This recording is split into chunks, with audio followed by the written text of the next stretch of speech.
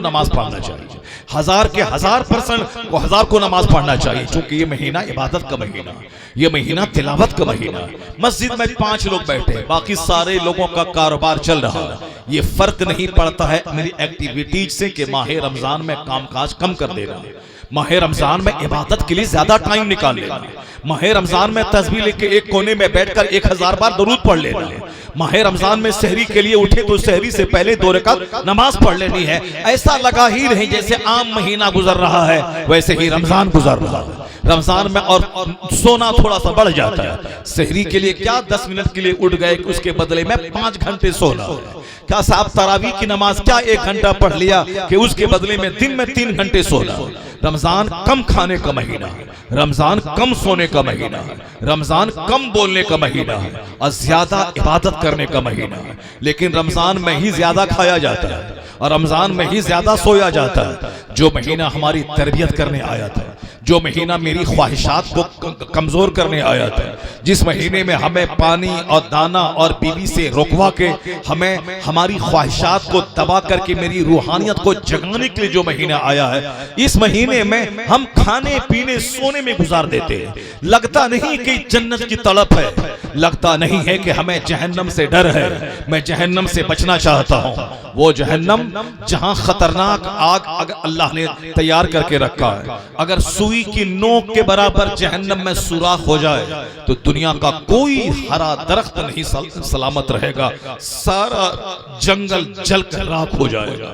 वो जहन्नम जहां ऐसा खतरनाक सांप अल्लाह ने रखा है, वह सांप अगर फूंक मार दे तो दुनिया का सारा जंगल जलकर राख हो जाए।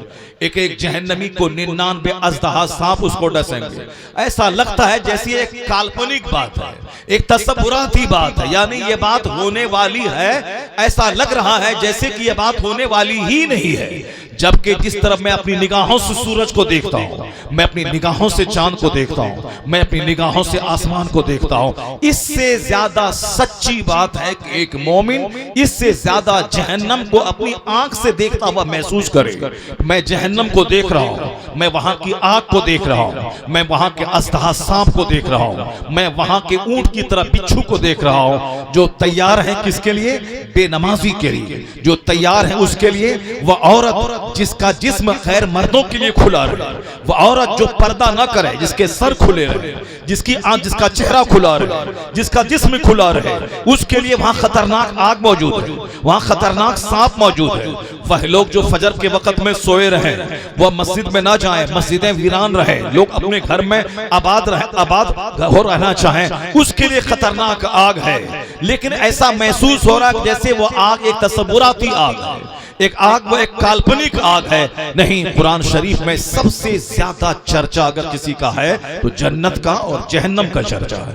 इसलिए माह रमजान में कम से कम एक खत्म कुरान जरूरी है, ताकि बंदा जन्नत का चर्चा सुन ले, ताकि बंदा जहन्नम का चर्चा सुन ले, ताकि वो जान ले कि मेरा पैदा होने का मकसद क्या है। कुरान शरीफ जो हम लोग सुनते हैं उसमें हमारे लिए जीवन दान है, हमारे लिए इक्सीर हयात है, हमारे सीने का जंग साफ करने का जबरदस्त जरिया है। एक शख्स ने कहा था, सरकार हुजूर ने फरमाया था कि इन्नल कुलूब तस्दा कमा यस्दउल माउल हदीद, दिलों को भी जंग लग जाता है, जैसे लोहे में पानी लगे तो लोहे को जंग लग जाता है। सरकार से पूछा गया, वमा जलाऊ है या रसूलल्लाह, ये जंग साफ कैसे होगा? हुजूर ने कहा था, कुरान करीम की तिलावत करने से और कसरत से मौत को याद करने से सीने का जंग साफ होगा। कसरत से मौत को याद करने से और कुरान पाक की तिलावत से सीने का जंग साफ होगा। अल्लाह कुरान इस्लाम चाहता है कि माह रमजान में एक खत्म कुरान हो, एक खत्म कुरान बंदा सुने, 2 करे तो और अच्छा है, 3 करे तो और बेहतर है। यहाँ तो एक खत्म कुरान सुनने में आदमी को बोझ मालूम होता है। सरकार गौसे आजम लगातार 15 साल तक रोजाना रात में एक पांव पे खड़े होकर पूरा कुरान खत्म कर लेते थे, एक पांव पे खड़े होकर कर देते। हम लोग सिर्फ गौसे आजम के लंगर की बात करते हैं, हम लोग सिर्फ गौसे आजम की करामत की बात करते हैं, हम लोग गौसे आजम की इस इबादत का चर्चा नहीं करते हैं कि गौसे आजम मादर साद वली थे, मगर उनको इबादत का इतना शौक था, अल्लाह रब्बुल इज्जत को खुश करने का इस कदर उनको शौक था कि जबकि रात भर में पूरा कुरान पढ़ना ये फर्ज नहीं है, मगर गौसे आजम अल्लाह रब्बुल इज्जत की खुशनुदी हासिल करने के लिए, अपने मौला को राजी करने के लिए, कसरत इबादत की वजह से करने के लिए वो रात भर में पूरा खत्म कुरान एक रमजान में नहीं करते थे, पूरा सालों भर 15 साल कंटिन्यू आप करते रहे। इमाम आजम अबू हनीफा रज़ी अल्लाह ताला उनके बारे में आया है कि माह रमजान में वो दिन भर में एक खत्म करते थे और रात में एक खत्म कुरान करते थे और एक खत्म कुरान तरावी में करते थे, यानी 30 रात में और 30 दिन में और एक खत्म कुरान तरावी में 61 खत्म कुरान करते थे। हमको सिर्फ एक खत्म कुरान करने में बोझ मालूम होता है और वह भी बगैर समझे बुझे, और समझते हैं कि मैंने पूरा हक अदा कर दिया। एक तो कुरान पाक का सही पढ़ना जरूरी है, अगर कोई गलत पढ़ रहा हो तो कुरान पाक पढ़ने का सवाब तो दूर उल्टा गुनाह उसको होगा। इसलिए हाफिज का सिलेक्शन वो रेलवे की तरह राजधानी की स्पीड में पढ़ने वाला हाफिज अगर नहीं होना चाहिए, बल्कि वो हो जो कुरान पाक को साफ साफ पढ़ता हो, हा ऐन खैन शीन काफ साफ निकाल के पढ़ता हो, मखारिज की अदायगी के साथ पढ़ता हो, ताकि कुरान पाक कम से कम जाहिरी कवानीन के हिसाब से ठीक पढ़ता हो। ये अगर इसको नहीं पढ़ता हो तो सुनने वाला भी गुनहगार होगा और पढ़ने वाला भी गुनहगार होगा। एक ट्रेस्ट एक विडंबना है मुस्लिम समाज में, न मस्जिद का ट्रस्टी इस पे ध्यान दे रहा है, न गांव के कमेटी के लोग इस पर ध्यान देते हैं, न नमाजी इस पर ध्यान देते हैं। जैसे तैसे लोग कुरान सुनाते हैं, बस हमने एक खत्म कुरान पढ़ लिया। बहुत सारे लोग तरावी की नमाज मस्जिद में हो रही है और साहब पहली रकात में बैठे रहते हैं, जब इमाम साहब रुकू में गए झट से जाके शरीक हो जाते हैं। ये नमाज की तौहीन है, ऐसा करना हराम है। ये खेल ठट्ठा नमाज से ठट्ठा है, बल्कि उस वक्त तक खत्म कुरान का सवाब नहीं मिलेगा जब तक के पूरा कुरान हालते नमाज में न सुना जाए। खत्म कुरान का अज्र उस वक्त मिलेगा। और हमारी माँ बहन बेटियां ये समझती हैं कि मर्दों पे लाजिम है कि वह तरावी तरह सुने और हम पर जरूरी, जबकि मर्द और औरत सब पर जरूरी है कि वह माह रमजान की रातों में कुरान पाक सुने। औरतें जमात से अगर नहीं वो अपने घर में पढ़े, तनहा पढ़े, और पूरा कुरान अगर याद है तो वो पढ़े, अगर नहीं याद है तो कम से कम 20 रकत तरावी की नमाज तो कंपलसरी पढ़ना उसको। आप 20 रकत में 20 सूरतें पढ़े, नहीं 20 सूरत याद है तो 2 सूरत है उसी को हर रकत में रिपीट करके पढ़े, यानी कुल हुवल्लाहु इन्ना आतैना कल कौसर, कुल हुवल्लाहु अहद। अगर ये दोनों सूरतें याद हैं तो 2 रकत तरावी में पहली रकत में इन्ना आतैना कल कौसर, दूसरी में कुल हुवल्लाहु अहद पढ़े। इसी तरह 2-2 रकत करके 10 बार पढ़े तो 20 रकत तरावी हो जाएगी, 2 सूरतों से काम चल जाएगा। अगर अलम तरा कैफा से क्लोज बेरे बिन्नास तक 10 सूरतें याद हैं तो इसको रिपीट कर दें 2 बार, 20 रकत में हो जाएगा। अगर 2 ही सूरत याद है तो हर 2 रकत में उसी को आप पढ़ते रहे। बेहतर है कि मुख्तसर सूरत पढ़े क्योंकि उसमें गलतियां कम होंगी, और उसको कायदे से कुरान पढ़ने वाले से दुरुस्त करवा ले और उसके बाद उसको पढ़ें। तरावी की नमाज औरतों पर भी जरूरी है और रमजान की हर रातों में जरूरी है। ऐसा नहीं कि सिर्फ तरावी खत्म 5 दिन में कर लिया उसके बाद छुट्टी पा गए, नहीं। जिस तरह एक खत्म कुरान सुन्नत मौक़दा है, उसी तरह रमजान की हर रातों में 20 रकात तरावी पढ़ना ये अलग सुन्नत है। एक खत्म कुरान करना अलग सुन्नत है। अगर 3 दिन में एक खत्म कुरान कर लिया तो एक सुन्नत अदा हो गई, लेकिन दूसरी सुन्नत के रमजान की हर रात में 20 रकात तरावी पढ़ना है, ये सुन्नत तो बहरहाल रहेगी। ऐसा नहीं कि मैंने खत्म कुरान का हम छुट्टी पा गए। और वह लोग नादान हैं जो 5 दिन में खत्म कुरान करते हैं, वह लोग नहीं जानते, वो एक रस्म निभाते हैं, एक छेता जैसे गांव देहात में कहते हैं, वो छेता पूरा करना वो कर लेते हैं। कमा हक कुरान पाक सुनने का सवाब नहीं मिलेगा। सुनते हैं वह लोग जो 27 दिन तक 29 दिन तक पूरा कुरान सुनते हैं, रोजाना एक पारा सुनते हैं, 1 घंटे में सुनते हैं और साफ साफ सुनते हैं, एक वर्ग रोजाना हर रकत में पढ़ते हैं। ये आसानी के साथ 1 घंटे के अंदर में हो जाता है और साफ साफ हाफिज जी पढ़ते हैं, हारिस साहब पढ़ते हैं और लोग सुनते हैं। ये साहब एक दिन में 1 रकत में 1 पाव पढ़ना और 20 रकत में 5 पारे पढ़ना 5 दिन में में खत्म कर देना, ये तो किसी भी तरह से अच्छा मुनासिब नहीं है। वो तो अल्लाह वाले थे जो कुरान साफ साफ पढ़ते थे तो पूरी रात में कुरान खत्म करते थे, इशा की नमाज के बाद खड़े हो गए, अब सहरी तक पढ़ते रहे, तब वह कुरान पाक पढ़ते थे। बहुत सारे बुजुर्गान दीन सूरह बकरा सूरह आले इमरान पढ़ते थे तरावी में, और वो पढ़ने में 4-4 घंटे उसको लग जाते थे, और यहाँ 1 घंटे में 5 पारा पढ़ दिया। अब 5 दिन में खत्म हो गया, हाथ झाड़ के निकल गए, जैसे हमने अपना एक छेता अदा कर दिया, हम अपना फर्ज पूरा कर लिए। अपने मन में आप तरावी पढ़ो, अल्लाह के यहाँ तरावी की नमाज तो नहीं, अलबत्ता कई लाख गुना तुम्हारे सर पे हो जाएगा। वह कुरान पाक गलत पढ़ने वाले को गुना होगा और कुरान पाक गलत सुनने वाले को गुना होगा। ये कुरान सुनने का महीना है। कुरान सुनने का मतलब है रो के सुने। रो के कौन सुनेगा? जो कुरान पाक को समझेगा। पढ़ाने वाला भी कुरान समझेगा किसमें क्या, कुरान में क्या कहा गया। जहां आयते अजाब आ जाए वहां रोएगा, जहां जहन्नम का चर्चा आ जाए वहां रोने जैसी सूरत बना लेगा। जो लोग उसके पीछे पढ़ते हैं वो भी रोने लगे। कुरान पाक हुस्न के साथ नाजिल हुआ। कुरान पाक को गम के साथ पढ़ना चाहिए, यानी रोनी जैसी शक्ल बना ले बंदा, हंस के नहीं, ठट्ठा मार के नहीं, चिल्ला के नहीं। एक तो रमजान में लोग नमाजी थोड़े से बढ़ जाते हैं, और फिर रमजान का महीना लड़ाई का महीना, रमजान का महीना गलाटे का महीना। मस्जिद में साहब बल्ब क्यों टूटा हुआ है, पंखा क्यों है? ये रमजान का महीना रोने का महीना था, अपना घमंड मिटाने का महीना था, सजदे में सर रख के अपने करोड़ों गुनाह की माफी करवाने का महीना था। रमजान के एक एक पल में हजारों लाखों गुनहगार जहन्नम से आजाद किए जाते हैं। जिस वक्त मौका मिले बंदा वजू करके मस्जिद में जाके सजदे में सर रख दे, अपने गुनाहों को याद करके, गुनाहों का चर्चा करके अपने रब्बे करीम से भीख मांगे। इलाही मुझ पर नमाज फर्ज हुई थी 15 साल की उम्र में, मेरी उम्र आज हो रही है 40 साल, मेरी नमाज इतने साल की कज़ा है। ए अल्लाह तू मुझे इन कज़ा नमाजों को पढ़ने की तौफीक दे दे। अब वहां रमजान से अहद कर ले कि अब मैं आज के बाद से नमाज नहीं छोड़ूंगा, और जो 25 साल की नमाज कज़ा हो गई उन सारी नमाजों को मैं अदा करूंगा। हर नमाज से पहले एक एक नमाज वो अदा करता है 25 साल तक, तो पिछले 25 साल की नमाज उसकी कज़ा अदा हो जाएगी। ये महीना रोने का महीना है, ये महीना दुआ का महीना है, ये महीना आजिज़ी का महीना है, ये लड़ाई का महीना नहीं है। हदीस में आया है कि जब तुमसे कोई लड़ाई ठाने तो तुम कह दो कि मैं नहीं लड़ूंगा, मैं रोजेदार हूं। अगर तुमको कोई गाली दे तो तुम कहो कि मैं तेरी गाली का जवाब नहीं दूंगा चूंकि मैं रोजे से हूं। रोजा एक ढाल है, रोजा नेकी का मौसम बहार लेके आता है, लेकिन रोजे में भी मस्जिद में लड़ाई झगड़ा करना, मस्जिद में साथ इफ्तार करने के लिए पूरी मस्जिद को आलूदा और फर्श को गंदा कर देना, जबकि बेहतर है कि लोग अपने घर में इफ्तार करें और घर में इफ्तार करने के बाद नमाज के लिए मस्जिद में आ जाए। और अगर मस्जिद में खाना ही हो 5 आदमी बैठ के खाए ताकि कोई मुसाफिर कोई मेहमान आए और इफ्तार में शरीक हो जाए, उसके लिए एतकाफ की नीयत जरूरी है कि नवे तो सुन्नतल एतकाफ, एतकाफ की नीयत करके मस्जिद में बैठे, उसके बाद अल्लाह अल्लाह कर ले 2-4-5 मिनट, फिर उसके बाद उसके लिए खाना जायज हो जाएगा और उसके लिए पानी पीना और सोना जायज हो जाएगा। बगैर एतकाफ की नीयत से मुसाफिर के अलावा दूसरों के लिए मस्जिद में ना सोना दुरुस्त है, ना खाना दुरुस्त है, ना वहां पानी पीना दुरुस्त है। नमाज पढ़ने मस्जिद गए और मस्जिद में सो गए, जोहर पढ़ने गए मस्जिद में सो गए। आया है कि जिसका अपना घर हो उसके लिए दुरुस्त नहीं कि मस्जिद में जाके वह सो जाए।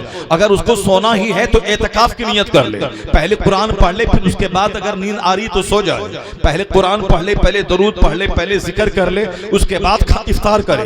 पहले जिक्र करे, दरूद करे, फिर वह पानी पिए, वरना बगैर एतकाफ की नियत के मस्जिद में खाना दुरुस्त नहीं है, मस्जिद में पानी पीना दुरुस्त नहीं है। यहाँ गए भीड़ लगा दी, मस्जिद को चौपाल बना दिया, सारी साल के 11 महीने जानवर बन के रहे और एक महीना इंसान बनने का महीना था, उस महीने में भी महाजानवर बन गए। मस्जिद में बात बात में लड़ाई, सफ के नाम पे लड़ाई, माइक के नाम पे लड़ाई, साहब वहां जगह नहीं मिली उसके नाम पे लड़ाई। यानी ये भूखा क्या रहता है, लड़ झगड़ करके अपने नामे आमाल को और गंदा करके आता है। घमंडी जन्नत में नहीं जाएगा। हदीस में आया है ला यदखुलुल जन्नह मन कान फी क़ल्बिही मिस्क़ालु ज़र्रतिन मिन किब्र, राई के बराबर किसी के सीने में घमंड रहा वो शख्स जन्नत में नहीं दाखिल होगा। कुरान में आया है इन्नल्लाह ला युहिब्बुल मुतकब्बिरीन, अल्लाह मुतकब्बिरीन से दोस्ती नहीं करता है। इन्नल्लाह युहिब्बुल मुहसिनीन, अल्लाह मुहसिनीन से दोस्ती करता है। अल्लाह झुकने वालों से दोस्ती करता है। अल्लाह सब्र करने वालों के साथ है। जो दूसरों की गाली सुनने के बाद जवाब ना दे, सब्र करे, अल्लाह उसके साथ है। जो नफरत में नहीं बल्कि मोहब्बत से जी, अल्लाह उसके साथ है। जो जज्बे इंतकाम रिवेंज में नहीं जी बल्कि अपनी अनानियत को मिटा दे, खाकसारी के साथ रहे, अल्लाह उसके साथ है। यह आदमी 12 घंटे तक भूखा रहता है। आदमी भूखा रहने के बाद वह नर्म हो जाता है, सॉफ्ट हो जाता है। माह रमजान हमें नर्म करने के लिए आता है। माह रमजान दूसरों के दर्द का एहसास करवाने आता है। माह रमजान हमें बुराइयों से बचने की ट्रेनिंग देने आता है। जबकि दाना मेरे लिए जायज था, मगर हमें सुबह के 4:30 बजे से लेकर शाम के 6 बजे तक हम रुक जाते हैं खाना खाने से।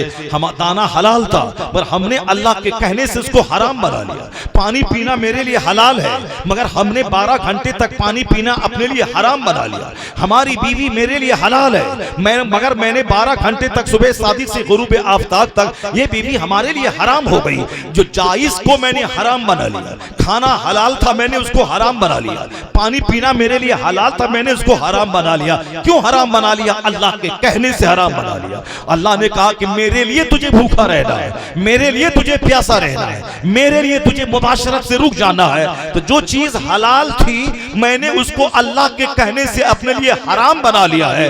क्या मतलब है? सुबह से शाम तक खाने से रुके, उसके बाद बिल्कुल बेलगाम होकर खाना शुरू कर दिया। आखिर अल्लाह चाहता क्या है? हमें दाने से रोकवा कर, हमें पानी से रोकवा कर, हमें मुबाशरत से रोकवा के अल्लाह क्या चाहता है? अल्लाह कहता है या अय्युहल्लज़ीना आमनू कुतिबा अलैकुमुस सियाम कमा कुतिबा अलल लज़ीना मिन क़ब्लिकुम लअल्लकुम तत्तक़ून। तुम पर रोजे फर्ज किए गए जैसे तुमसे पहलों पर रोजा फर्ज किया गया था। क्यों?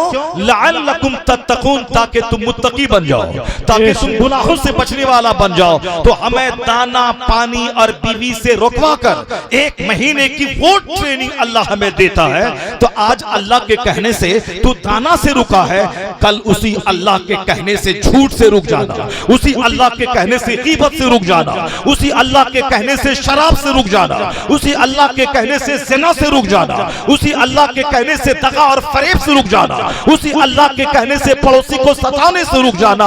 यानी हलाल चीजों से रोकवा के हमें अल्लाह वो ट्रेनिंग देना चाहता है ताकि हम हराम से बचने के आदी बन जाए, हराम से बचने की हमारे अंदर सलाहियत पैदा हो जाए। तो रोजा गुनाहों से बचने की ट्रेनिंग देता है, रोजा हमें मकसद इबादत समझाता है, रोजा हमें रूह इबादत समझाता है। सिर्फ खाना पीना से रुक जाने का नाम रोजा नहीं है बल्कि गुनाहों से बचने की सलाहियत पैदा करना ये रोजा सिखाता है। अल्लाह ने रोजा इसीलिए फर्ज किया ताकि आज खाना छोड़े हैं, कल झूठ छोड़ दें, ज़िना छोड़ दें, शराब छोड़ दें, मुत्तकी बन जाए। मुत्तकी बने तो अल्लाह का पसंदीदा बने, दुनिया में रहे तो अल्लाह इज्जत देगा, सेहत देगा, तंदुरुस्ती देगा, राहत देगा, सुकून देगा, और जब मरे तो बाबे रैयान से जन्नतुल फिरदौस में दाखिला हो। नारे तकबीर, नारे रिसालत, उलमाए अहले सुन्नत उर्से सनाई हजरत अल्लामा मुफ्ती शहरयार रजा साहब किबला।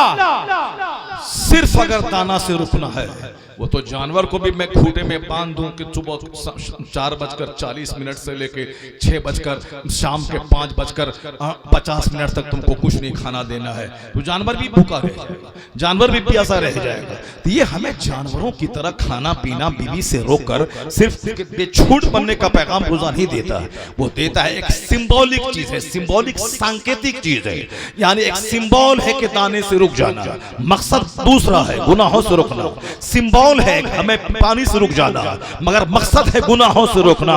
तो 1 महीना जो बंदा दाना पानी से रुकेगा और ईद के दिन ही वह एक छूटे हुए कैदी की तरह सिनेमा हॉल चला जाएगा, छूटे हुए कैदी की तरह वह शराब की भट्टी पे चला जाएगा, एक छूटे हुए जानवर की तरह दूसरों के खेत में जो चरने लगता है उसी तरह समाज में मारे मारे फिरेगा। ये हमारा बच्चा जो सुना समझ रहा है ये ईद का त्यौहार दूसरे लोगों के त्यौहार की तरह इंजॉय का दिन है। है, आज घूमने का दिन है।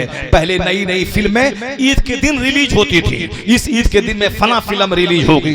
आप सारे लोग ईद की नमाज पढ़ने के बाद शहर में आ गए, फिल्म हॉल को भर दिया, आज फला फिल्म रिलीज होने वाली है। खरबों रुपए कमाई फिल्म इंडस्ट्रीज की होती थी। वो तो कहिए कि हमारे आलिमों ने खिताब करते करते समझाते समझाते समझाते जुमा का खिताब, ईदैन का खिताब, सीरत का खिताब, जलसों के खिताब, महफिल मिलाद का खिताब। लोग कहते हैं कि तकरीर से क्या होने वाला है, मैं कहता हूं बदबख्तों, तकरीर से वही होने वाला है। तुम्हारे पूरे सीमांचल पूरे इलाके में पहले आल्हा रुदल की कहानी सुनी जाती थी, अकबर बिरबल की कहानी सुनी जाती थी। मैंने अपने बचपन में देखा है, लोग गर्मी के जमाने में अपने घर में खाना खाने के बाद दालान पे बैठ जाते थे, 50-100 लोग जमा हो जाते थे। अब वहां राजा रानी की कहानी सुनते थे लोग 12 बजे 1-1 बजे रात तक, यानी झूठी कहानी, अफसाने वाली कहानी, दिल बहलाने के लिए कहानी सुनी जाती थी, अकबर बिरबल की कहानी सुनी जाती थी। पर आज अल्हम्दुलिल्लाह ये गलत रस्मों रिवाज का आज खात्मा हो गया है। आज वो राजा रानी की कहानी नहीं सुनी जा रही है, आज महफिल मिलाद पढ़ी जा रही है, आज महफिल मिलाद हो रही है, आज कॉन्फ्रेंस हो रही है। आज जलसे में कम से कम लोग 5 घंटा बैठकर कुरान हदीस सुन रहे हैं। अमल करना एक अलग बात है, लेकिन 5 घंटे बैठकर यहाँ जिना से बचे हैं, शराब से बचे हैं, फूड से बचे हैं, दारू से बचे हैं, गंदी फिल्में देखने से बचे हैं। जब तक जलसे में आप रहते हो, कम से कम कान में अल्लाह की आवाज आ रही है, अल्लाह अल्लाह अल्लाह की आवाज आ रही है, आंख से आलिमों का चेहरा देख रहे हो, तुम्हारा दिल दिमाग इस्लाम की तरफ मुतवज्जह है और तुम्हारी जबान से सुभान अल्लाह की सदाएं निकल रही है। ये बता दे, इन तकरीरों से क्या फायदा हुआ, इन जलसों से क्या फायदा हुआ? एक प्लेटफॉर्म मिला, एक बुरी चीज का खात्मा हुआ, एक अच्छी चीज लोगों को मिल गई। सुभान अल्लाह, सुभान अल्लाह। लोग कहते हैं साहब तकरीर से क्या होने वाला। मैंने आज से 40 साल पहले अपने बचपन में देखा था, ईद के दिन ईद की नमाज खत्म होती थी और गांव के सारे नौजवान फिल्म हॉल देखने वो शहर में आ जाते थे। सारा फिल्म हॉल हाउसफुल होता था, हाउसफुल का बोर्ड लग जाता था। अब नो टिकट, नो प्लेस, यानी अब कोई जगह नहीं, पूरा हाउसफुल है। जितनी सीटें हैं सारी सीटें बुक हो गई। लोग 10 दिन पहले से साफ सीटें ब्लैक दरवाजे से ब्लैक दरवाजे से लोग टिकट बुक करवाते थे। 50 रुपए का टिकट 500 रुपए में लोग लेते थे। क्यों? ईद के दिन जाके सिनेमा देखना। और आज अल्हम्दुलिल्लाह एक तो मोबाइल की वजह से बहुत हद तक ये बात कम हुई, और दूसरी बात उलमा का खिताब, उलमा की तकरीर, ये बार बार डांट डपट करने, बार बार समझाने, बार बार गैरत को झंझोड़ने का ये नतीजा है कि आज हमारे बच्चे फिल्म कम देख रहे हैं, गाने कम सुन रहे हैं, नाच ज्यादा सुन रहे हैं, तकरीर ज्यादा सुन रहे हैं। तकरीर सुन उनके मोबाइल में पहले 10-10 फिल्में डाउनलोड होती थी, लेकिन आज वो साहब फला पाकिस्तान के मौलाना की तकरीरें सुन रहे हैं, हिंदुस्तान के फला मौलाना का खिताब सुन रहे हैं। ये जो माहौल बना है, जहां गंदी फिल्में देखी जाती थी, जहां गंदे गाने सुने जाते थे, आज अगर नौजवानों का एक तबका अगर तकरीर सुन रहा है, अगर वो नाच सुन रहा है, इसका मतलब है कि यह किसी इंजीनियर की मेहनत का नतीजा नहीं है, किसी डॉक्टर की मेहनत का नतीजा नहीं है, या किसी स्कूल के प्रोफेसर या टीचर की मेहनत का नतीजा नहीं है। यही 5000 रुपए कमाने वाले, गांव समाज की मस्जिदों में इमामत करने वाले, जुमा का खिताब करने वाले, इन्हीं उलमाए कराम का एहसान है कि जो हमें बार बार समझा कर हमें गुनाहों से बचाया है, नेकी की राह पे लगाया। नारे तकबीर, नारे रिसालत, मसलके आला हजरत उलमाए अहले सुन्नत। आज वही शहर है किशनगंज, वही शहर है पूर्णिया, जहां के बड़े बड़े फिल्म हॉल बंद हो गए, फिल्म हॉल बंद हो गए, उसका दरवाजा बंद हो गया। ईद के दिन अब लोग वहां नहीं जाते हैं। मैं कहना चाहता हूं कि ईद का त्यौहार हमारा वह दूसरों के त्यौहार की तरह नहीं है, एंजॉय करने का त्यौहार। दूसरों का त्यौहार का मतलब है कि फेस्टिवल का मतलब है शराब पीना, फेस्टिवल का मतलब है छोकरीबाजी करना, फेस्टिवल का मतलब है औरतों को अपने लिए हलाल बना लेना। उनका हर त्यौहार में जाके देखें, चाहे होली का त्यौहार हो, चाहे कोई भी त्यौहार हो, औरतें मर्दों से कांपती हैं, भागती रहती हैं, भाभी अपने तेवर से भागती रहती है। रंग डालने के नाम पे न जाने क्या क्या वाहियात, खुराफात और तूफानी बदतमीजी कायम होता है। और कैसे कैसे गंदे गंदे गाने एक महीने से चलते हैं, कैसे कैसे गंदे गाने, एक शरीफ आदमी डूब के मर जाए, एक शरीफ आदमी की गैरत दफन हो जाए, कैसे औरतें सुनती हैं उस गाने को, कैसे मर्द सुनते हैं उस गाने को। साहब रंग डाल दें, यहाँ डाल दें, वहां डाल दें, कितने गंदे गंदे गाने। क्या मतलब? त्यौहार का मतलब है ज़िनाकारी, त्यौहार का मतलब है शराब नोशी, त्यौहार का मतलब है हुल्लड़बाजी, त्यौहार का मतलब है नाच गाना और डांस करना, त्यौहार का मतलब है अब साहब अपने अपने पूजा के नाम पे नाचना गाना, यही त्यौहार का मतलब है। मेरे बच्चों ने भी उनके इंजॉय को देखकर ये समझ लिया कि ईद का त्यौहार इंजॉय का त्यौहार है।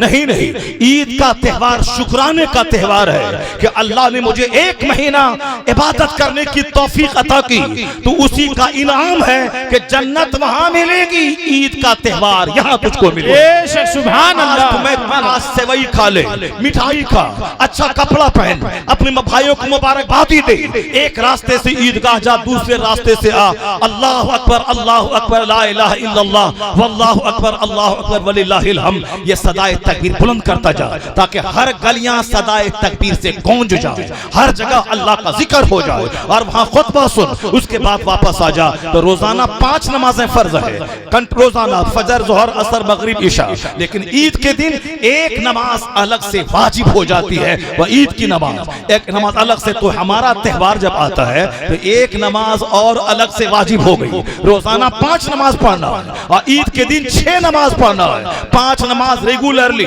और एक नमाज ईद की नमाज पढ़नी है। इसका मतलब है मेरा त्यौहार ये बताता है ये इबादत के बहा देने का दिन है, इबादत के बहा देने का दिन है। दूसरे दिन खैरात करें ना करें, ईदगाह जाने से पहले सदक़े फित्र निकालना, ताकि गरीबों के बदन पे कपड़ा आ जाए, गरीबों के चूल्हे में आग सुलग जाए। तो हमारा त्यौहार खैरात बढ़ा देता है कि दूसरों का मजाक नहीं उड़ाना है, दूसरों की नींद नहीं हराम करना है, डीजे बजा के दिल के मरीजों को मौत के घाट नहीं उतार देना है, नाच गा करके मोहल्ले के मरीजों को मौत के घाट नहीं पहुंचा देना है, बल्कि उस दिन अमन, चैन, सुकून और शांति का पैगाम लेके गरीबों की खिदमत करना है, सदका फित्र लेके पहुंच जाना है, कपड़ा लेके पहुंच जाना है, उसके घर सेवई लेके पहुंच जाना है। तो आज हमारा त्यौहार का दिन है, मेरी खैरात बढ़ जाती है, मेरा सदका बढ़ जाता है, मेरी नमाज बढ़ जाती है। इसी से समझ ले कि नाचना गाना इंजॉय करना हमारा त्यौहार नहीं सिखाता है, हमारा और उसका यही फर्क है, उसके त्यौहार में नाच,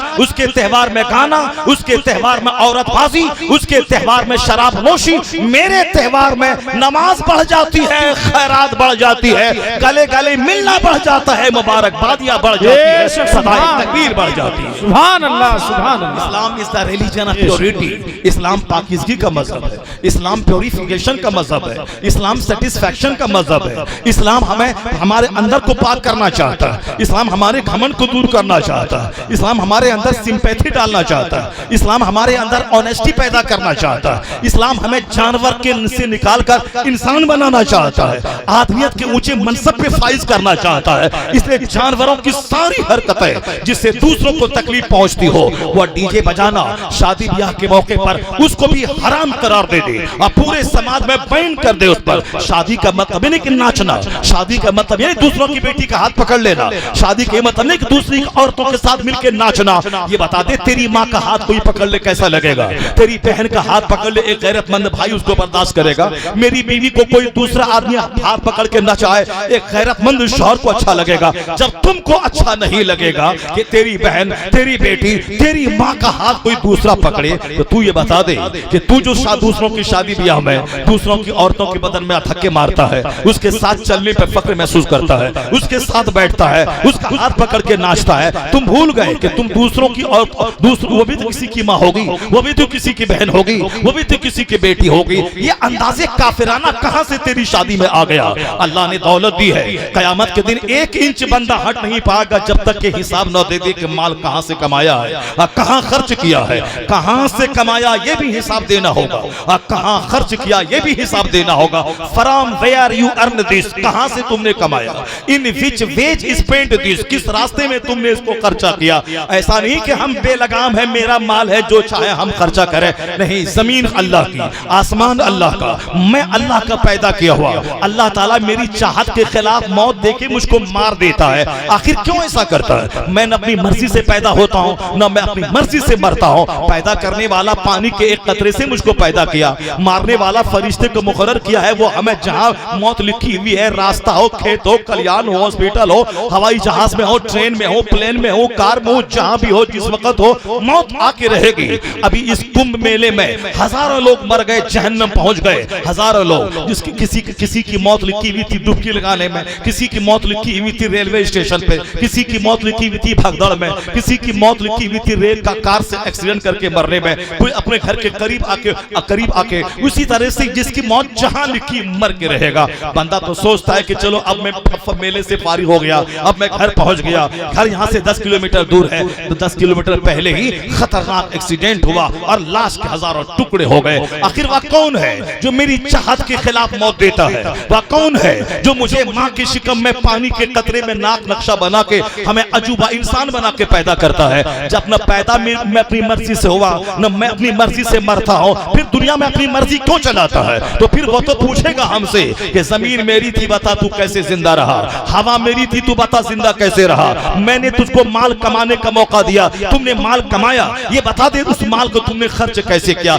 इसलिए कौम मुस्लिम माल को शादी ब्याह में पानी की तरफ बहाने के लिए अल्लाह नहीं देता है, बल्कि अल्लाह ने माल दिया है गरीबों की खिदमत करने, मजदूरों की खिदमत करने, माजूरों की खिदमत करने, माँ बाप की खिदमत करने, समाज के बीमारों की खिदमत करने, अपने बाल बच्चों को फकीरी और जिल्लत से बचाने के लिए। मरने के बाद अपने बच्चों को भिखारी छोड़ के मत मरना, कुछ माल छोड़ के मरना, ताकि तेरे बच्चे यतीम बनकर दूसरों के सामने हाथ न फैलाए, जलील न हो जाए, कुछ दूसरों का कूड़ा करकट के ढेर पे जाके प्लास्टिक कागज में चुनने लगे। ये जो तुमने शादी में 10 लाख खर्चा किए, उस शादी को मस्जिद में कर लिए होते, सिंपल कर लिए होते, और जो पैसा उसमें बच गया होता, वो पैसा तेरे बच्चों के काम आता, वो पैसा तुम्हारा काम आता, तुम आने वाली मुस्तकबिल में काम आता। मगर तुमने सोचा कि पैसा मेरा हक है। अब अगर कल तेरा बच्चा भीख मांगने लगे, तेरा बच्चा तेरे मरने के बाद वो समाज में सड़कों पे आ जाए, उसमें कसूर तुम्हारा है। इसलिए इस्लाम कहता है सादगी के साथ रह। इस्लाम शादी में सादगी, बर्थडे पार्टी मनाना ये यहूद और नसारा का तरीका है। तमाम गैर जरूरी रस्मों से बच जा। जो तुमने काफिरों को देखा देखी अपने यहाँ नई नई रस्मों को फरोग दे रहा है, हल्दी की रस्म को फरोग दे रहा है, साहब फला रस्म को फरोग दे रहा है, बर्थडे पार्टी को फरोग दे रहा है, मेहमानों के आने जाने कपड़ा खरीदने, ये सारा हिंदुआना रस्म और रिवाज कपड़ा खरीदने का, और उस कपड़ा खरीदने के नाम पे मुतालबा करना, हम ये लेंगे, हम वो लेंगे, उसके बाद रिश्ते टूट जाते हैं। ये तमाम गंदे घिनौने काम जो गैर जरूरी रस्म है, उन सारी गैर जरूरी रस्मों का खात्मा कर दे। इस्लाम खूबसूरती का मजहब है। हमारा सबसे बड़ा त्योहार ईद का, हमारा सबसे बड़ा त्योहार बकरीद का। बकरीद के दिन भी एक नमाज अलग से वाजिब हो जाती है। रोजाना 5 नमाजें फर्ज है, और बकरीद में एक नमाज अलग से वाजिब हो जाती है। बकरीद के दिन अल्लाह के नाम पे जानवर ज़बह करना, अल्लाह के नाम पे कुर्बानी करना, अल्लाह के नाम पे उस जानवर को 1 लाख का क्यों न खरीदे, उस जानवर के उस गोश्त के हिस्से करना है। उस 1 लाख के जानवर के गोश्त में गरीबों का हक है, उसमें अपने रिश्तेदारों का हक है। इसका मतलब ये निकला कि त्योहार का दिन आया तो हमारी खैरात बढ़ जाती है, हमारा सजदा बढ़ जाता है, हमारी इबादत बढ़ जाती है, हमारी तिलावत बढ़ जाती है, हमारी नेकियां बढ़ जाती है। तो हमारा त्योहार, हमारा मजहब इस बात का पैगाम हमको देता है कि त्योहार के मौके पर कोई शोर शराबा ना हो, कोई हंगामा ना हो, कोई नॉइज पॉल्यूशन ना हो, त्योहार के मौके पर हुल्लड़बाजी ना हो। अच्छा से अच्छा कपड़ा पहने जो अपनी बसात के मुताबिक है, अच्छा खाना खाए, उस दस्तरखान पे गरीबों को शामिल करे, उस दस्तरखान पे उलमा कराम को लाए, उस दस्तरखान पे अपने अजीज रिश्तेदार को लाए। त्योहार के दिन सिर्फ अपना ही पेट भर के नहीं खा लेना। आज ईद का दिन है, आप दूसरों के घर में खाओ, दूसरों को अपने घर में खिलाओ। ऐसा नहीं कि मेरे घर में खुद बना हुआ है हम खाएंगे, नहीं नहीं, तुम अपने घर में खा लोगे, रोजाना खाते हो। अगर तुम दूसरे अपने रिश्तेदार के घर में जाके खा ली, उसको खुशी हासिल होगी। तो पेट भरने के लिए समय नहीं खाना है, अपने रिश्तेदार को खुशी देने के लिए खाना है। एक मोमिन को खुश करना, एक मोमिन का गम दूर करना, ये इतनी बड़ी इबादत है। हदीस पाक में आया है, अहब्बुल आमाल इलल्लाह ताला इदखालुस सुरूर फी क़ल्बिल मोमिन। आका फरमाते हैं अल्लाह के नजदीक सबसे पसंदीदा अमल है एक मोमिन के दिल को खुश कर देना, एक पसंदीदा अमल है। आज हमारा काम है साल भर अपने पड़ोसी को कष्ट पहुंचाना, अपने रिश्तेदार को कष्ट पहुंचाना, अपने समाज के लोगों को तकलीफ पहुंचाना, उसकी गीबत करके तकलीफ पहुंचाना, उस मुंह बिगाड़ के तकलीफ पहुंचाना, उसके रिश्ते को कटवा के तकलीफ पहुंचाना, उसके ग्राहक को रोकवा के तकलीफ पहुंचाना, उसकी जमीन पे टट्टी लगा के तकलीफ पहुंचाना, बाल बच्चों के नाम पे लड़ाई करके तकलीफ पहुंचाना। सारी जिंदगी तो तकलीफ पहुंचाते रहे, जबकि इंसान वो है जो अपने से दूसरों को फायदा पहुंचाए। कम से कम ईद के दिन तो उस गरीब के घर चला जा, पड़ोसी के घर चला जा, उसके घर में खाना खा ले। साल भर की जितनी तकलीफें हैं वो सारी तकलीफ का दाग धुल जाएगा अगर तू अपने घर में ना खा के अपने पड़ोस के घर में खाना खा ले, अपने रिश्तेदार के घर में खाना खा ले। और कोशिश कर कि मोमिन के दिल को खुश कर दे, मुस्कुरा के देख के दिल को खुश कर दे, उनको कोई तोहफा दे के खुश कर दे, उनके घर पे जाके खुश कर दे, उनके साथ दो चार कदम चल के खुशी दे दे, उनको कपड़े का तोहफा दे के खुश कर दे, उनको अतर का तोहफा दे के खुश कर दे, उनकी बात सुन के खुश कर दे, उनके घर में दो चार मिनट बैठ के खुशी दे दे। तो सबसे बड़ा पसंदीदा अमल एक मोमिन का है मोमिन के दिल को खुश कर देना। और आज सबसे बड़ा काम मेरा है मोमिन के दिल को कष्ट पहुंचा देना। जित वही बड़ा तिस्मार खा है, वही बड़ा समाज का चतुर है, वही समाज का बहुत बड़ा बहादुर है जो जितना ज्यादा दूसरों को तकलीफ पहुंचाता हो, जो जितना ज्यादा झूठ बोलता हो, जो जितना ज्यादा फरेब देता हो, जो जितना ज्यादा दूसरों को अपने से तकलीफ पहुंचाता हो, वही समाज का बहुत बड़ा तिस्मार खा है। अल्लाह ताला ऐसे तकलीफ पहुंचाने वालों को मरने से पहले जलील कर देता है, घमंडी को मरने से पहले जलील कर देता है। हदीस में आया है कि तुम भले ही अपने मन में बड़ा बनना चाहो, लेकिन वह लोगों की निगाहों में खिंजीर और कुत्ते से बदतर होता है। अल्लाह उसे खिंजीर से बदतर बना देता है, कुत्ते से बदतर बना देता है। समाज में आज ये बुराई, ये वैनिटी, ये गुरूर, ये बड़ी तेजी के साथ बढ़ रहा है। गरीब को अगर पैसा मिल गया वो भी गुरूर का पुतला बन जाता है। मालदार के पास अगर दीनदारी नहीं है वो भी दौलत बढ़ गई तो गुरूर का पुतला बन जाता है। गुरूर ने मोहब्बतों को छीन लिया है, गुरूर ने आपस की हमदर्दी को छीन लिया है, गुरूर ने बातचीत को बंद करवा दिया है, गुरूर ने समाज में एक नफरतों की हवा चला दी है। जबकि हुजूर ने कहा था ला तदखुलूनल जन्नत हत्ता तुमिनू, तुम जन्नत में नहीं जाओगे जब तक कि मोमिन न बन जाओ।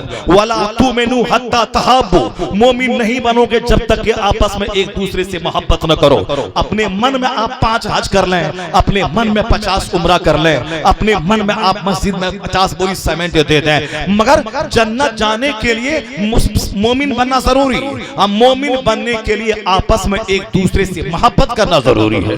50 बोरी ईंट दे सीमेंट दे देना, 50 टेलर ईंट दे देना ये अलग है, मगर मोमिन से मोहब्बत करना जरूरी है मुसलमान बने रहने के लिए। इस ईंट देना और काम है, मगर एक मोमिन को दिल को खुश करना, मोमिन के साथ बैठ जाना, मोमिन को अपने से कष्ट नहीं पहुंचाना, ये बहुत बड़ी नेकी है। माह रमजान ये सारी नेकियों की ट्रेनिंग देता है।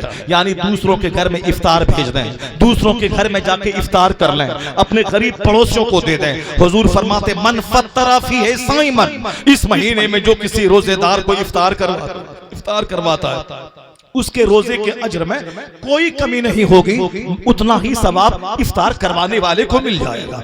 उसकी गर्दन जहन्नम की आग से आजाद हो जाएगी, अल्लाह ताला उसके गुनाहों को माफ कर देगा। ऐसा क्यों है? इसलिए कि इसमें रवादारी पैदा हो, सिंपैथी पैदा हो, फ्रेटर्निटी पैदा हो, ब्रदरहुड पैदा हो, दूसरों की हमदर्दी पैदा हो। जब मैं दूसरों के घर में इफ्तार भिजवाऊंगा उसकी मोहब्बत मेरे दिल में पैदा होगी, और दूसरों का इफ्तार जब मेरे घर में आएगा मैं उसको कबूल करूंगा, उसकी मोहब्बत पैदा हो जाएगी। तो माह रमजान बेशुमार सबक लेके आया है, ना कि जानवर की तरह बैठे खाएं और अपने पानी में रहें और उसके बाद ईद के दिन अच्छा कपड़ा पहन के ईदगाह जाएं और भैंस की तरह अपने घर में बैठ जाएं। ये हो गया नहीं, ये माह रमजान आया है, तरावी एक साथ मिलकर पढ़ो, दूसरे मुसलमानों के साथ मिलकर पढ़ो। वहाँ गरीबी अमीरी का सारा फर्क इस्लाम मिटा देता है, ऊंच नीच का सारा फर्क मिटा देता है, जुलाहा अंसारी नदाफ शेख पठान का सारा फर्क मिटा देता है। एक सफ में खड़े हो गए महमूद अयाज, न कोई बंदा रहा न कोई बंदा नवाज। यहाँ तक एक बहुत बड़ी स्कॉलर, हिंदुस्तान की हिंदू स्कॉलर, वो कहती हैं I have been struck over again and again to see this indivisible unity of Islam when the azan is sounded, the worshippers are gathered, the peasant and the king stand side by side together. वो हिंदू औरत कहती है मैं तो हैरत में पड़ जाती हूँ जब मस्जिदों में नमाज का सिस्टम देखती हूँ, अज़ान होती है, नमाजी जमा होते हैं, बादशाह और काश्तकार ये दोनों जब एक सफ में खड़े होते हैं, वो कहती हैं कि जमहूरियत का एक जबरदस्त मुजाहिरा 5 वक्त मस्जिदों में देखने को मिल जाता है। जमहूरियत का शानदार मुजाहिरा 5 टाइम मुसलमानों की मस्जिदों में देखने को मिल जाता है। तो जहां अमीर और गरीब का फर्क मिट जाए, वह मुसलमान मस्जिद से बाहर निकलने के बाद वो अमीरी के घमंड में चूर चूर है, गरीब अपने घमंड में चूर चूर है, साहब काला अपने घमंड में चूर है, गोरा अपने घमंड में चूर है, शेख पठान अपने घमंड में चूर है, नदाब चौलाहा साफी धोबी अपने घमंड में चूर है। इस्लाम सारा घमंड मिटाने का पैगाम देता है। नहीं जाओगे जन्नत जब तक कि कंप्लीट मोमिन न बन जाओ, नहीं बनोगे मोमिन जब तक कि आपस में एक दूसरे से मोहब्बत न करो। मोहब्बत करने के लिए सिर्फ रोटी दोनों हाथ से पकती फार्मूला छोड़ देना पड़ेगा। मोहब्बत बढ़ाने के लिए यकतरफा फैसला करना पड़ेगा कि वह मुझको सलाम करे ना करे, मुझको सलाम करना है। वह मेरे घर में आए ना आए, मुझको उनके घर में जाना है। वह मेरी बीमार पड़ने के बाद आए ना आए, मगर उसके बीमार पड़ने के बाद मुझको जाना है। यहाँ दोनों हाथ से रोटी वाला फॉर्मूला नहीं चलेगा, यहाँ फॉर्मूला चलेगा यकतरफा फॉर्मूला कि अब अपनी तरफ से पहल कर देना।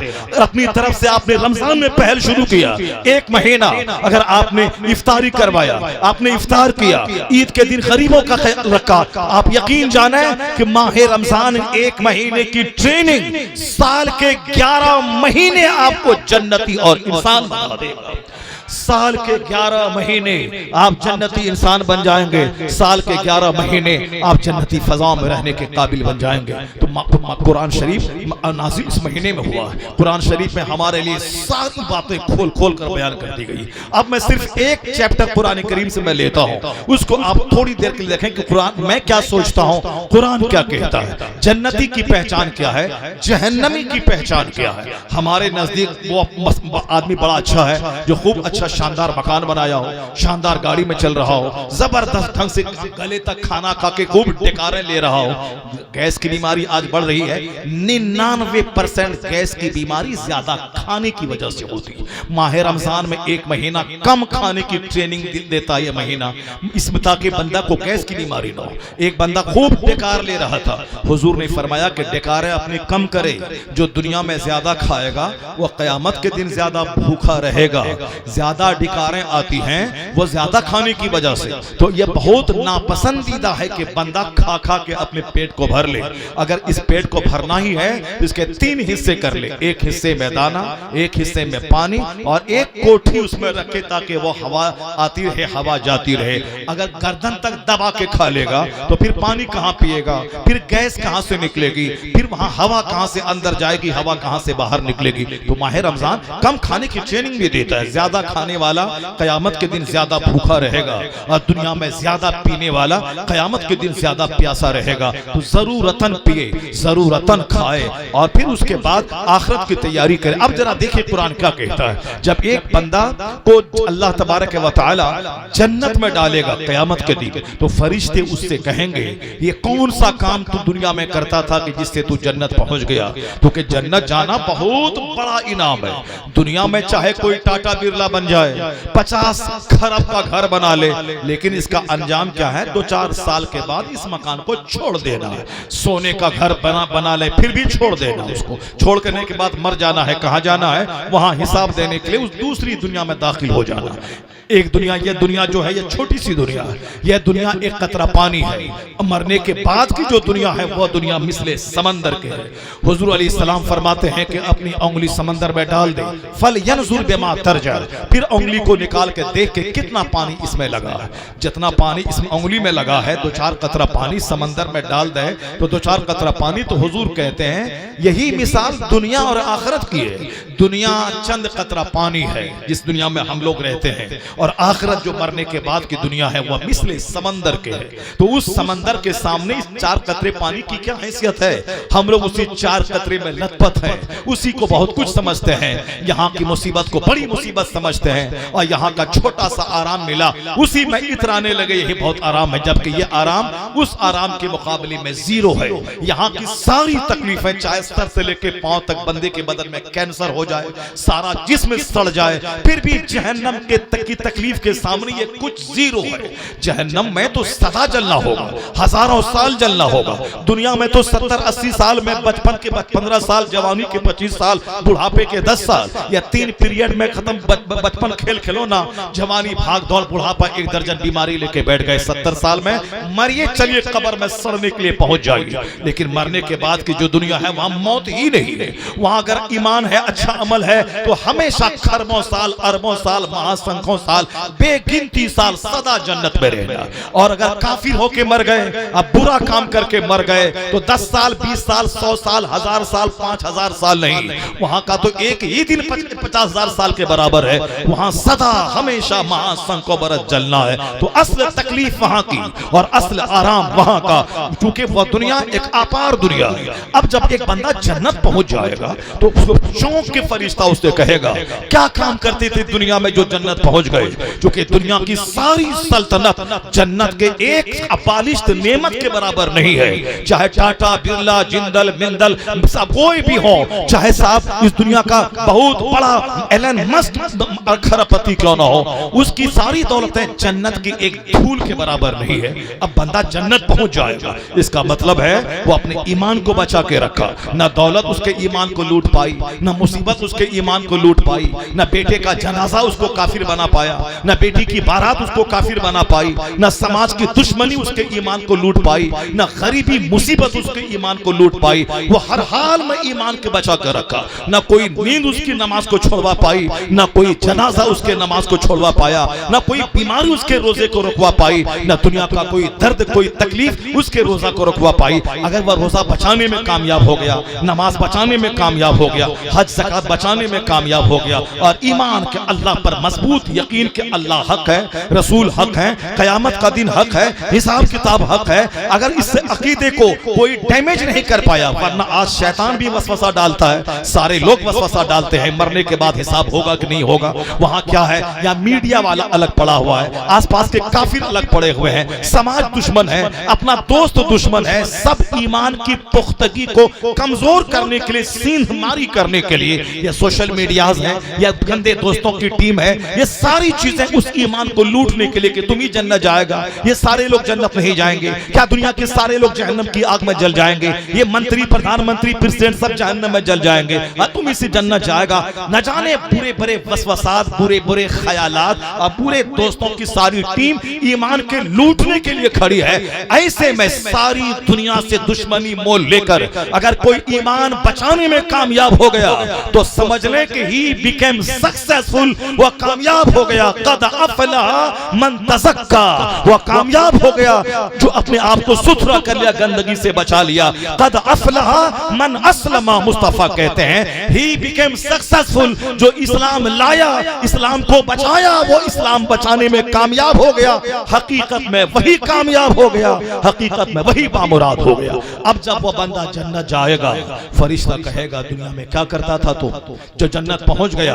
अब उसका जवाब कुरान शरीफ देता है, हमारे नजदीक बुलेट, एर्टिगा, इनोवा, फॉर्च्यूनर, मकान, इस्लामपुर में 2-4 मॉल, 2-4 गाड़ियां, तुम्हारे पास 2-4 मॉल है।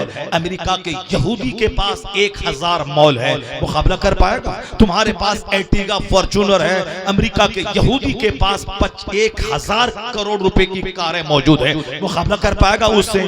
1 कट्ठा जमीन तुम खरीदेगा वहां तो 50 एकड़ जमीन बंबई शहर के आसपास मुशरिकों के पास है, मुकाबला कर पाएगा? इसलिए कमाल 2-4 कट्ठा जमीन खरीदना नहीं, ईमान बचाना कमाल है, नमाज बचाना कमाल है, रोजा बचाना कमाल है। दुनिया के लोग जलील समझे, बेवकूफ समझे, कितने दिन तक समझेंगे? 70-80 साल तो 2-4 मिनट है, जहां खरबों साल रहना है, जहां दुनिया के सारे लोग जमा होंगे। असल पे इज्जती वहां की, असल इज्जत वहां की। तो ये पॉइंट जब तक दिमाग में रहेगा तभी ईमान बचेगा, वरना सिर्फ दुनिया का चर्चा होगा तो एक झटके में ईमान चौपट हो जाएगा। जैसे एक बार जबान से निकाला, तलाक दे दिया, एक झटके में निकाह खत्म हो गया, बीवी निकाह से निकल गई। अब जब जब हाथ पकड़ेगा हराम, जब जब सोहबत करेगा ज़िनाकारी, जितने बच्चे पैदा होंगे सब वलदुल हराम वलदुल ज़िना, नाजायज बच्चों की तादाद समाज में बढ़ती जाएगी, क्योंकि बंदे का गुस्से पर कंट्रोल नहीं रहेगा। एक मामूली सी बात में गुस्सा आया, फट से 3 तलाक दाग दिया, उसके बाद जब गुस्सा ठंडा हुआ, रोने लगा,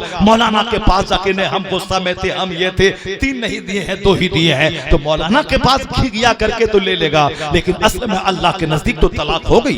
अब वो बगैर हलाला की बीवी तेरे लिए जायज नहीं है। अब दुनिया की बेइज्जती से बचने के लिए उसको रख लिया, दबा दिया मामला, अब सारी जिंदगी ज़िना करता रहा अपनी बीवी के नाम पे और सारे बच्चे हरामी पैदा होते रहे। समाज में जब देखना मस्जिदों की बेहुरमती लोग कर रहे हैं, जलसों की तौहीन कर रहे हैं, आलिमों से बेअदबी कर रहे हैं, समझना कि नाजायज बच्चों की तादाद में इजाफा हो रहा है। जबकि मस्जिदों का एहतराम, मदरसों का एहतराम, जलसे का एहतराम, उलमा का एहतराम, माँ बाप का एहतराम, अपने बुजुर्गों का एहतराम, ये इस्लाम सिखाता है। लेकिन एहतराम मिट जाए, डिसिप्लिन खत्म हो जाए, अदब मिट जाए, समझ जाना कि हरामी बच्चों की तादाद में इजाफा हो रहा है, नाजायज बच्चों की तादाद में इजाफा हो रहा है। ये वही लोग हैं जो झट से बक दिया, उसके बाद अफसोस करने लगा, आज झूठा फतवा, झूठा इस्तिफ्ता करके झूठ बोलकर अपने हक में समाज को दिखाने के लिए फेवर में फतवा ले लिया। तो अब अल्लाह के नजदीक तो तलाक हो गई, भले ही झूठ बोल के तुम दूसरा फतवा मंगवा लो।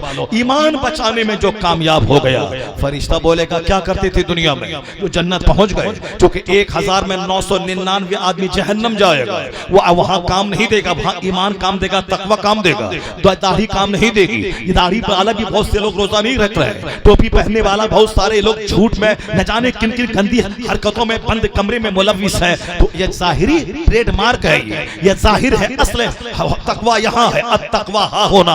हुजूर ने क्या फरमाया, अत्तकवा हा होना, तकवा यहाँ है, अल्लाह का डर, अल्लाह का खौफ यहाँ है। असल में अंदर से बंदा बदल जाए। जैसे आप रोजा रखते हैं, वजू करते वक्त एक पतरा पानी पी सकते हैं, लेकिन आप नहीं पीते हैं, क्यों? ताकि अल्लाह देख रहा है। कोई देखे ना देखे, अल्लाह देख रहा है। यही रोजा उसी ईमान को पख्ता करता है कि बंद कमरे में कोई देखे ना देखे, मैं अल्लाह देख रहा है, ताकि आप गंदी फिल्में ना देखें, ताकि वहां नाच गाने ना करें, ताकि आप वहां तन्हाई में भी अल्लाह से डरें, मजमे में भी अल्लाह से डरें। जब बंदा जन्नत जाएगा तो फरिश्ता कहेगा क्या करते थे दुनिया में जो जन्नत पहुंच गए, क्योंकि जो काम करोड़ों आदमी के हिस्से में जो जन्नत नहीं मिली वह तेरे हिस्से में मिल गई, तू क्या करता था? तो कुरान शरीफ उसका जवाब देता है। वह बंदा कहेगा इन्ना कुन्ना मिन क़ब्ल फी अहलिना मुशफ़िक़ीन। कुरान कहता है कि जन्नती कहेगा कि हम अपने बाल बच्चों में, अपने घर में हमेशा डर और खौफ के माहौल में रहते थे, हमेशा डरते रहते थे, भले ही खाते पीते थे, लेकिन सजदे में जब जहन्नम की याद आ जाती खूब अल्लाह के सामने रोते थे।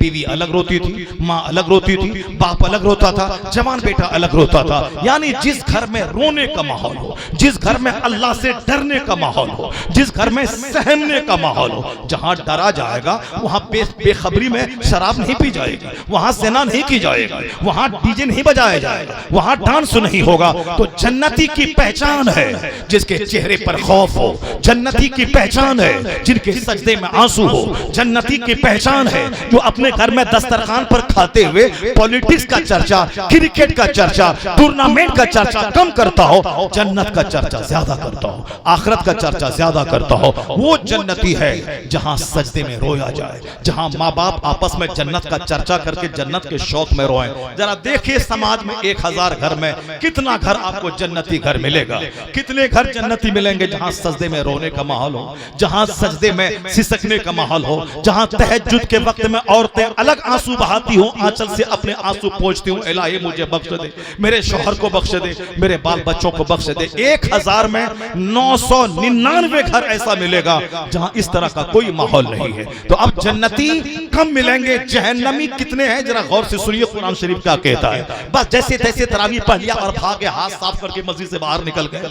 ये कुरान करीम सुनवाने का मकसद यही है ताकि तुम कुरान पाक को सुनने के बाद तेरे दिल में अल्लाह का डर पैदा हो, जन्नत की तलब पैदा हो, जहन्नम से बचने का शौक पैदा हो। अब जरा सुनिए, जब जहन्नम में डाला जाएगा तो कहा जाएगा ये क्या करता था दुनिया में, इतना बड़ा बदनसीब। दुनिया का सबसे बड़ा बदनसीब वो है जो जहन्नम की खाई आग में चला गया।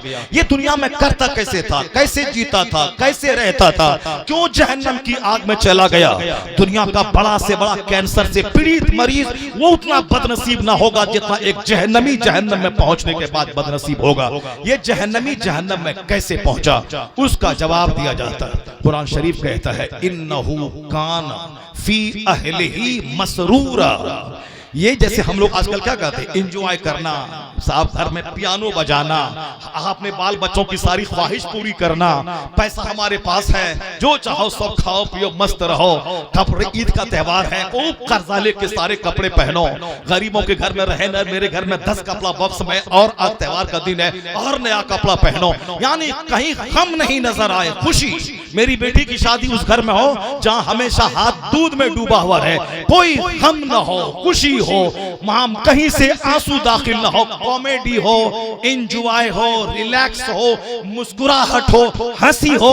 जरा देखिए अल्लाह क्या कहता है, जहन्नमी जब जहन्नम में पहुंचेगा तो कहा जाएगा क्या करते थे दुनिया में, कैसे जीते थे जो इस खतरनाक आग में पहुंच गए। कहा जाएगा इन्नहु काना फी अहलिही मसरूरा। या पीर साहब की बात नहीं कि पीर साहब ऐसा है, पीर साहब ऐसा है, पीर साहब वही पीर साहब जो पीर साहब जन्नत की तड़प दे दे, पीर साहब वही जो जहन्नम का डर दिल में पैदा कर दे, जिसको देखो तो खुदा याद आ जाए। ऐसा नहीं, कुरान शरीफ अल्लाह का कलाम है, क्या कहता है, वो शख्स अपने अहलो अयाल में हंसता था, मस्त रहता था। जरा देखें समाज का हाल, 1000 में 999 घर का क्या हाल है। जिस घर में फिल्में चले, जिस घर में सोशल मीडिया का इस्तेमाल हो, जिस घर में कॉमेडी हो, जिस घर में घमंड और गुरूर हो, जिस घर में मस्तियां हो, जिस घर में नए जोड़े, नए खाने, नए पहनने, नए पेंट, नई गाड़ी का माहौल हो, समझ जाएं कि ये जहन्नमी की पहचान है। जन्नती की पहचान जहां सजदा हो, जहां आंसू हो, जहां हलाल कमाई लिमिटेड हो के सर ढपे तो पांव खुल जाए, पांव ढपे तो सर खुल जाए, सारी जरूरतें उसकी पूरी ना होती हो, क्योंकि हलाल लिमिट में मिलता है, लिमिट लेस नहीं मिलता। और जहां कॉमेडी है, जहां गाने बजाने हैं, जहां मस्तियां हैं, इन्नहु काना फी अहलिही मसरूरा, यानी वो अपने अहलो अयाल में मस्त रहता था। तो जन्नती की पहचान जहां सजदा, जहां आंसू, जहां तड़प। जहन्नमी की पहचान जहां कॉमेडी, जहां डीजे, जहां नाच, जहां मस्तियां, जहां आपस में खूब सब हुल्लड़बाजियां, समझ जाए वो जहन्नमी की पहचान है। तो माह रमजान माह कुरान है, माह रमजान माह बरकत है, माह रमजान माह आजिज़ी, माह खाकसारी है। तो मेरी पूरी तकरीर का निचोड़ यही है, घमंड और गुरूर को जिंदगी से खत्म कर दीजिए। इंजॉय करने की जगह ये नहीं है, इंजॉय करने की जगह जन्नत है, जहां न बुढ़ापा है, जहां न बीमारी है, जहां न पसीने की बदबू है, जहां न पेशाब पखाना है, जहां न हसद है, न जलन है, न दुश्मनी है, न शोर है, न हंगामा है, जहां सिर्फ सलाम ही सलाम है, पीस ही पीस है, जहां नेमत के छिन जाने का कोई टेंशन नहीं है। तो असल में इंजॉय की जगह जन्नत है। दुनिया में अगर कोई मालदार है भी, बुढ़ापे का डर, बीमारी का डर, मौसम के खतरनाक होने का डर, जलजला का डर, दुश्मनों की दुश्मनी का डर, कारोबार के खसारे में पड़ने का डर, ये भी कोई इंजॉय है क्या जहाँ 1 लाख गम मौजूद हो? असल में इंजॉय की जगह जन्नत है, जहां ना कोई दुश्मन, ना कोई हसद, ना कोई जलन, ना बीमारी, ना बुढ़ापा, ना बाल की सफेदी, ना पेशाब पखाने की तकलीफ, ना बच्चों की बगावत, ना बीवी की नाफरमानी, कुछ नहीं, हर एतबार से फुलफिलमेंट है, वो जगह जन्नत है। और रोजा का बदला सिर्फ जन्नत है। अस्सौमुली व अना अजज़ी बिही, वो अल्लाह का फरमान है कि रोजा जो के बंदा मेरे लिए रखता है, मुझसे डरता है, इसका बदला मैं उसको जन्नत दूंगा, मैं ही उसका बदला हूं। रोजेदारों को वो इज्जत मिलेगी कि जन्नत के 8 दरवाजों में एक दरवाजा है रैयान, खुसूसी तौर पर रोजेदार के लिए खुलेगा। रोजेदार दाखिल हो गए, वो दरवाजा बंद हो जाएगा। और आखिर में एक हदीस पाक में सुनाता हूं, मेरी माँ बहन बेटियां गौर से उसको सुन ले। आका अलैहिस्सलाम फरमाते हैं, अल मरअतु इज़ा सल्लत खम्सहा व सामत शहरहा व अहसनत फरजहा व ताअत बअलहा फलतदखुल मिन अय्य अब्वाबिल जन्नति शाअ। मुस्तफा एक हदीस आका अलैहिस्सलाम फरमाते हैं, औरतों की जिम्मेदारी बहुत छोटी है। रोजी रोटी मर्दों को कमाना है, जिहाद मर्दों को करना है, औरतों को सिर्फ 4 काम करना है। 5 नमाजें पाबंदी से पढ़नी है, माह रमजान का रोजा पाबंदी से रखना है, और अपने शौहर की बात माननी है। शौहर जो कमा के खिलाता है, मेहर की रकम देता है, रानी बना के घर में रखता है, उसकी हर बात की कटिंग और छटिंग नहीं करनी है, उसकी बात फरमा बरदारी करनी है। वह अहसनत फरजा, और अपनी शर्मगाह की हिफाजत करनी है। शौहर तुम्हारी अमानत है, दो चार मर्दों के सामने लुसुर फुसूर नहीं करना है, चोरी छुपे बात नहीं करनी है, शौहर की गैर मौजूदगी में अपना बिस्तर उसको नहीं पेश करना है।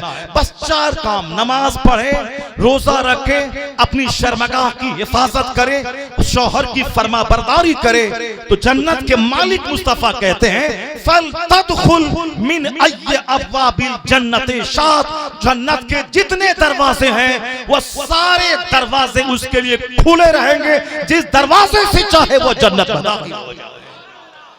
फल तदखुल मिन अय्य अब्वाबिल जन्नते शात, वो जन्नत के जिस दरवाजे से चाहे जन्नत में दाखिल हो जाए। उनकी जिम्मेदारियां चार है, लिमिटेड है। अल्लाह तबारक व तआला हमको आपको सबों को नेक बनने की तौफीक अता फरमाए। अल्लाह इस माह मुक़द्दस रमज़ान के जो 25 दिन बचे हुए हैं, इस माह मुक़द्दस रमज़ान की कद्र करने की तौफीक अता फरमाए। खूब अल्लाह की बारगाह में रोने धोने, गुनाहों की माफ़ी मांगने, खूब अल्लाह के बारगाह में सजदा करने की तौफीक अता फरमाए। आमीन। व आखिरु दअवाना अनिल हम्दुलिल्लाहि रब्बिल आलमीन। अस्सलामु अलैकुम व रहमतुल्लाहि व बरकातुहू।